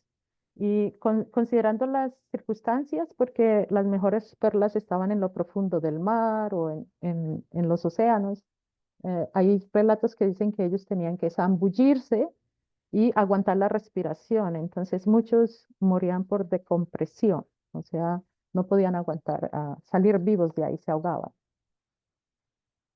Trabajos domésticos también, la limpieza, casi todo. Si había haciendas, entonces había distribución de trabajos dentro de la casa. La niñera generalmente era una mujer de origen africano que cocinaba y cuidaba a los niños. A veces sabía bien español, entonces eh, enseñaba también a los niños, ¿no? Entonces, en ese tiempo lo llamaban esclavo ladino, que venía del latino, ladino. Era un esclavo que estaba bastante avanzado en el aprendizaje de no solo la religión, sino también de el español. Entonces ellos se dedicaban al cuidado, en este caso las mujeres, de los niños, eran las niñeras. Bueno, otros trabajos eran importantes también, más que todo en las ciudades. Por ejemplo, los vendedores ambulantes. Ellos iban y vendían frutas, lo que produjera su hacienda. Salían a vender, pero obviamente no recibían ningún pago por eso. Y otros eran herreros, trabajaban el hierro. Y entonces hacían todo lo que tiene que ver con los caballos, lo que se le pone en las patas a los caballos, a los animales, para marcar animales y todos los productos de metal de esa época, básicamente. La presencia africana en los países latinos, entonces vamos a ver que hay diferencias poblacionales. Entonces, si usted va al cono sur, digamos, Chile, Argentina y todos estos países del cono sur, vamos a encontrar menos afrodescendencia, pero no quiere decir que no estuvieron allí. Allí, en todos los países, prácticamente hubo una población significativa durante la esclavitud. Bien, entonces los de mayores número de afrodescendientes en cifras recientes, Brasil casi 100 millones, entonces eso representa el 50%, es el que más tiene. República Dominicana, el 80% de la población total. Haití, 95%. Luego Cuba, 35%, más o menos 36% de la población total. Bueno, Colombia tendría unos porcentajes menores, pero sí hay mucha afrodescendencia también, entonces sería como un 10 o 14%, igual en otros países como Puerto Rico, menos en México, pero también hubo esclavos allí. Bueno, en esta siguiente diapositiva, eh, las palabras, o sea, los africanos entraron en contacto con el español, pero obviamente ellos hablaban lenguas africanas muchas veces, no se comprendían entre sí. Entonces las palabras en la música, la danza y las comidas dejaron esa herencia de los africanos también en las expresiones artísticas, ¿no? Y culturales.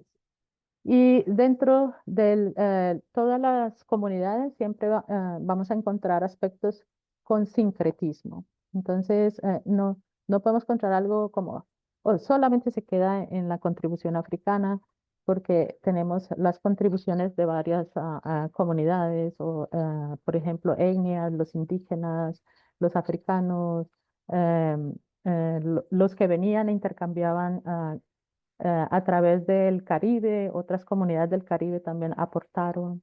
Por ejemplo, hablantes de unos criollos en Aruba, Bonaire y Curazao tuvieron mucho contacto con Cuba, la historia de Cuba, y también los haitianos en Cuba y en República Dominicana. Entonces, hablamos de sincretismo en que de alguna manera todas las culturas en contacto, todos los grupos en contacto han aportado a la cultura. Entonces, por ejemplo, la cumbia es un ejemplo de ese sincretismo y lo he traído aquí. Palenquero. Es muy importante resaltar que de esa herencia africana también tenemos lenguas que los mismos esclavos tuvieron que crear para poder comunicarse entre ellos. Se cree que usualmente los que compraban los esclavos, los dueños de los esclavos buscaban intencionalmente que hablaran lenguas diferentes para que no se rebelaran. Si no se entendían entre sí y hablaban lenguas diferentes, entonces era muy difícil que organizaran una rebelión. Bueno, el caso de Palenquero en Colombia es una comunidad de esclavos cimarrones. Entonces, cimarrones quiere decir que ellos buscaron, se escaparon de sus dueños, de sus amos y formaron una comunidad libre.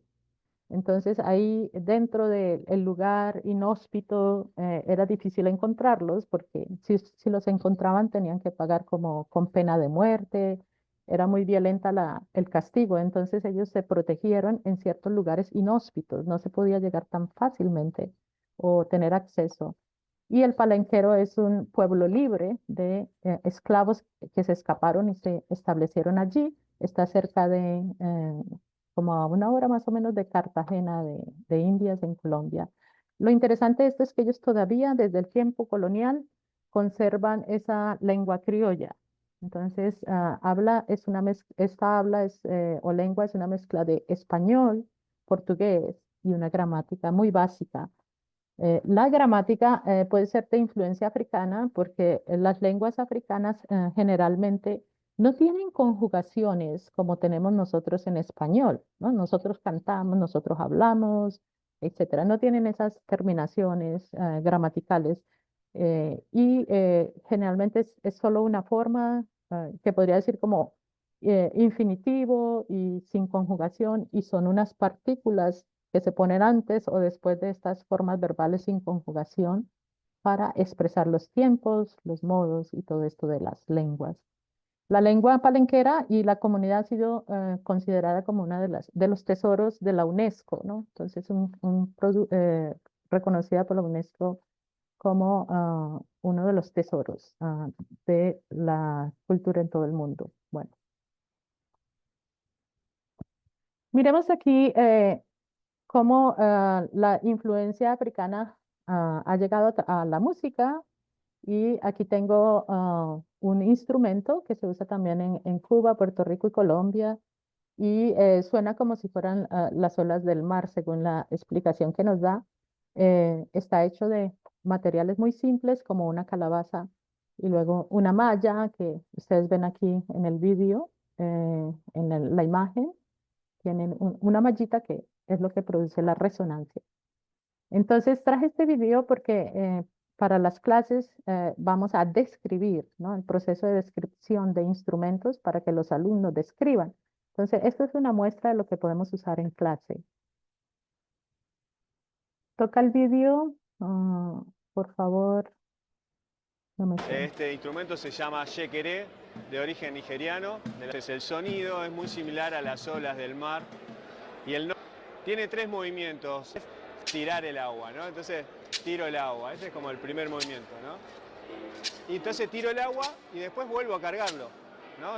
Tiro y cargo, tiro y cargo. Es el segundo movimiento que tiene, como lo teníamos verticalmente, ahora lo vamos a tener que poner horizontal. Entonces para hacer el segundo movimiento, que sería de un lado a otro. Y el tercer movimiento, que es el más tradicional, que se cuenta de tres. Que estábamos horizontalmente, lo ponemos horizontal, pero ahora contamos 1, 2, 3, 1, 2, 3, 1, 2, 3, 1, 2, 3. Y el cuarto movimiento, pero no menos importante, es el golpe que tiene la calabaza, ¿no?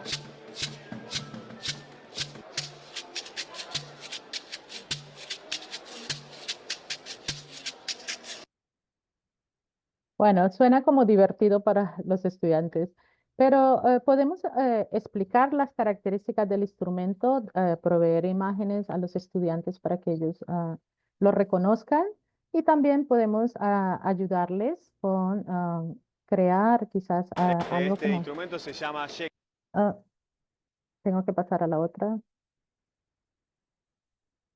Ya. Podemos crear una actividad con ellos que les voy a mostrar un video también. Bueno, influencias africanas en la lengua y la cultura, la bomba. Bueno, cualquiera dice la bomba, ¿no? Suena como una bomba. Entonces pensamos en otro significado. La verdad, el nombre se ha determinado en la danza porque el tambor se llama bomba, es un tipo de tambor. Entonces, ¿dónde lo bailan? En Puerto Rico. Entonces, lo interesante de esta danza es que nació en las haciendas azucareras. También ellos plantaban la caña de azúcar y en las haciendas azucareras entonces los esclavos tenían momentos de esparcimiento. Entonces ellos usaron los barriles, hoy se usan barriles, primero eran de cualquier árbol, pero después dijeron el barril vacío donde se guardaba el vino se puede también servir para poder hacer este tipo de instrumento. Y de hecho, cuando tú miras la forma del tambor, es un barril donde se guarda el vino, ¿no? Entonces ahí posteriormente se hace de esa manera. Obviamente tiene para el sonido y la percusión, la piel de animales todavía es muy importante. eh, las de cabra, bueno, entonces son las pieles que se usan para cubrir el orificio, ¿no? Y poder crear el espacio para la percusión. Bueno, entonces nació de los africanos esclavizados en esas haciendas, pero la expresión misma, ¿sí? Cuando se hacen los movimientos, puede expresar rebeldía, puede expresar alegría, frustración o simplemente una expresión de libertad, ¿no? De libertad completa. Ah, Originalmente Loíza es una ciudad importante porque allí también fueron el lugar donde más esclavos escapados o cimarrones iban. Y entonces allí en esa comunidad también se considera como ah, un poco más representativa de la de los afrodescendientes puertorriqueños, Loíza. Pero obviamente este es un baile nacional y muy reconocido también a nivel internacional. Bueno, voy a poner una muestra aquí del vídeo. Could you please play the video? It's a short video. Yes. Thank you.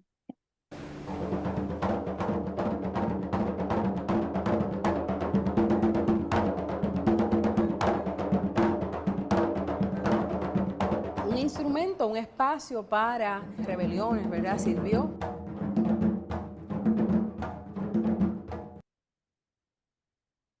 Bueno, listo. Tenemos eso. Este baile es interesante porque uno general piensa, si hay tambores, yo sigo el ritmo del tambor. Pero aquí es al contrario. El tambor, el que toca el tambor, tiene que seguir el ritmo que le da la mujer que está bailando. Si ella hace 3, 4, 5 taconazos, entonces el tambor tiene que tener 1, 2, 3, 4, 5.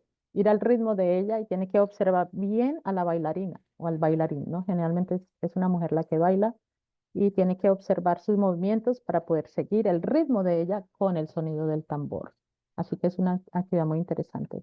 Podemos hablar, para describir este tipo de baile, podemos hablar de la vestimenta, podemos hablar de los tambores, cómo son, describirlos, cómo se hacen, los materiales, y así estamos describiendo. Y luego le podemos incluir un poco de por qué es una raíz africana, de raíces africanas.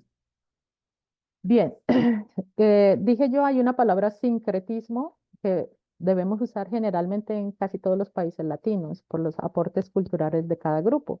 Entonces, aquí vemos todos los tipos de tambores que utilizamos en la cumbia. ¿Sí?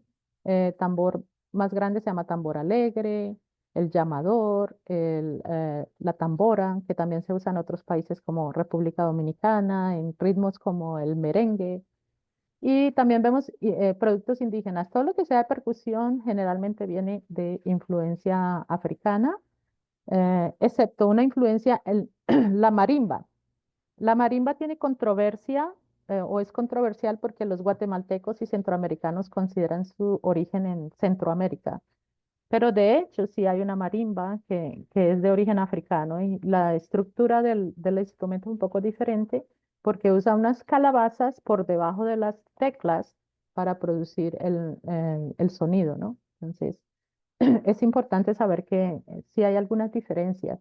Lo que dicen los expertos en este tipo de expresión es que ah, cuando ellos hicieron las marimbas, los indígenas le agregaron elementos y la evolucionaron más. Entonces, obviamente, la marimba centroamericana es un poco diferente de lo que se encuentra, por ejemplo, en Chocó, en las comunidades más de grupo afrodescendiente. Bueno, bien. Entonces, el sincretismo está por el aporte indígena. Aquí las maracas. ¿Sí? Tienen un aporte indígena, la flauta también, y bueno, los instrumentos de sonajeros son más de aporte indígena en nuestras regiones. No quiere decir que los africanos no tengan maracas, entonces sí tienen sonajas, pero si comparamos, por ejemplo, este con el chequere, entonces vemos las dimensiones diferentes, así que cuando los usamos en clase, podemos usar las imágenes y decir cuál suena más fuerte, preguntar cuál suena más fuerte, cuál es el más pequeño, cuál te gusta, cuál no te gusta, qué piensas, ¿no? Entonces, algo con una lengua simple y con el vocabulario, entendiendo las diferencias, por ejemplo. Luego, la flauta, ¿qué necesitamos? Entonces, ¿cómo es? ¿A qué se parece a la flauta moderna? ¿En qué se parece?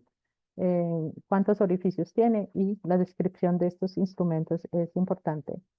Les puse aquí la palabra guache, pero en nuestro país el guache es un instrumento de fricción que se usa como con un tenedor y suena como, como el güiro. el güiro en otras regiones del Caribe. Pero este es como estilo guasá, o sea, se mueve de un lado para otro y entonces con las semillas que tiene por dentro produce un sonido parecido al de las maracas, pero mucho más grave.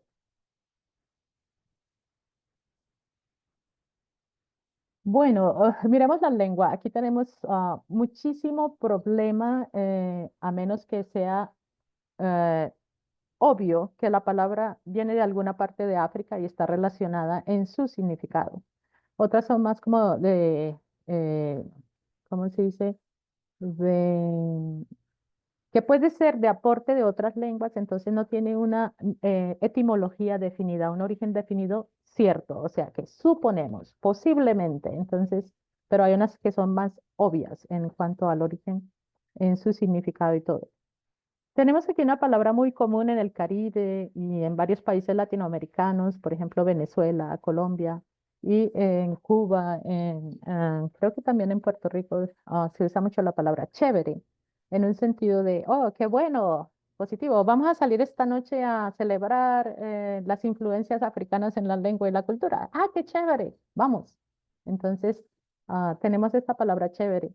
Pero hay otra teoría que dice, no, no viene de ninguna lengua africana yoruba, eso viene del francés chever, que significa otra cosa. Entonces, ahí es controversial los orígenes para determinar. Pero hay palabras en yoruba que tienen exactamente este sentido, en el sentido de algo positivo. Entonces, por eso muchos autores la asocian con un origen africano. Bueno, lo mismo, esta palabra existe en África como en Latinoamérica, pero básicamente en Cuba y puede tener connotaciones, ¿cómo se dice?, negativas, dependiendo del tiempo, ¿no? En que se usa y con qué significado. En Lingala, por ejemplo, en África, ellos también usan el mismo significado para hablar de los labios de una persona y que son gruesos. Entonces, casi la misma palabra, creo que en Bembo es la misma palabra, pero en español suena Bemba. Bueno, entonces, labios gruesos. En Cuba, incluso a un autor que se llama Nicolás Guillén, y él hizo un poema sobre eso, hablando de los labios. Entonces, ¿por qué te pones tan bravo cuando te dicen negro bembón? Si tienes la boca santa, negro bembón, así como eres, soledad te mantiene y te da todo. Entonces, autores también han tratado en la poesía de expresarlo, ¿no? Esta palabra. Hoy en día tú puedes encontrar Radio Bemba. Y entonces, ¿cómo ha cambiado el significado? Ha cambiado, como está relacionado con la boca, dice, una persona habladora es una bemba, o sea, habla mucho, es una persona que habla mucho, entonces es bemba. El ñame, pues es un tipo de papa, ya muchos tenemos la idea de lo que es un ñame, que parece una papa. También se consume mucho en Latinoamérica. Hay que tener cuidado con esta palabra biche, porque en inglés suena feo. Alguien me dijo, "Oh, ¿por qué eres tan grosera?" Biche. Yo dije, biche es un color, una fruta que no está lista para comer. Entonces, ¿por qué es una grosería? Entonces dije, ay, es que en inglés significa otra cosa. Yo, bueno, estoy hablando en español. Colombia, algo que no está listo para comer. Un banano, una manzana biche, quiere decir una manzana que está verde y no se puede comer todavía bien. Posiblemente de origen bantú, con el mismo significado, guandú o guandules o guandul, es un grano, y Caribe, Panamá y Colombia. Yo les pongo aquí los nombres de las posibles lenguas, Kikongo, pero casi todo esto cuando hablamos de lenguas bantú, hablamos de familia. Entonces, por eso, familia de lenguas y hay unas que se llaman Kikongo, Bantú, Umpundu, diferentes en la misma familia. Bueno, otro de los aspectos es las comidas. Bueno, yo traje como fotos aquí, pero ¿qué podemos hacer con las comidas? Podemos hablar de los nombres, porque se llama mondongo. Hay palabras en África que se llaman así. ¿Qué relación tiene con las palabras africanas? El mofongo, el mangú. Entonces, en Cuba también existe una que se llama fufu. comida como fufu. Entonces en Ghana creo que hay también un tipo de comida que se llama fufu. Y entonces podemos hablar un poco de los términos, ¿no? Parecen como si fueran español. Entonces vamos a investigar un poco sobre los términos. Con las comidas podemos hablar de los ingredientes y aprenden palabras. Bueno, tenemos una papa o ñame, o tenemos verduras, hierbas, y qué es el mondongo, y decir el principal ingrediente es la vaca, el estómago de la vaca. El mondongo tiene diferentes formas en Latinoamérica. En México, mondongo el ingrediente principal es la pancita de la vaca o el estómago de la vaca, como en todos los demás países, pero tiene otros ingredientes, le ponen solo cebolla o maíz o algo así. Entonces podemos hablar de la diversidad de los ingredientes, crear una receta con los niños, ¿sí? Entonces, creo que dentro de las imágenes, se me olvidó. Sí, dentro de las imágenes tengo aquí una manera de cómo hacer esto, ¿verdad? Entonces, sí, esta es la siguiente imagen. Sí, creo que es esto, cómo usarlas. Ah, por ejemplo, yo tengo una lectura muy simple aquí, ¿sí? Sobre lo que es lo que son las palabras en la definición. Presento la definición en un párrafo sencillamente. Y como son de nivel muy novice, o sea, principiantes, pues le hago preguntas sencillas. Digo, ¿qué significa la palabra en Cuba, bemba? ¿Qué tipo de comida es el ñame? Entonces, ellos van a buscar los significados aquí dentro de la lectura, y también puedo convertir esa actividad en algo como selección, o sea, hacer un emparejamiento entre la definición y la palabra que tenemos aquí, y así ellos aprenden, y podemos hacer eso dentro de las actividades de clase, porque están en un nivel bastante principiante, entonces no podemos pedir mucho. Pero bueno, aquí en este caso esto es más como manos a la obra. Digamos que Martha, le podemos... Sí, I just want to interrupt. I just want to give you enough time for questions. So if you think you can finish up in the next minute or two, and then we can spare some additional time. So bueno. 5 extra minutes for you, 5 or 6 for your questions. That would be Okay, great. Thank you. yeah, I'm about to finish. Wonderful. Entonces, Okay. sí, this is los principiantes, manos a la obra. Entonces, ¿cómo hacer un chequere? ¿Cómo hacer una maraca? Entonces, utilizamos reciclables, como, can you please play this video, it's too short. ¿Cómo hacer estos instrumentos con productos reciclables? Laura, could you play this video? It's very short. Aquí tenemos un chequere. Le podemos pedir a los estudiantes. Our finished shikere, and Mhm. I'll switch up your view again and I'll show you how to play it. All right. Ooh. All right, so here is our shikere, and you can see our netting is on there. It's not the prettiest instrument in the world, that's for sure, but it'll still get the job done. So the way that you play the shikere is you're going to hold your bottle and you're going to shake it. Yeah, we can stop the video now. Gracias, thank you.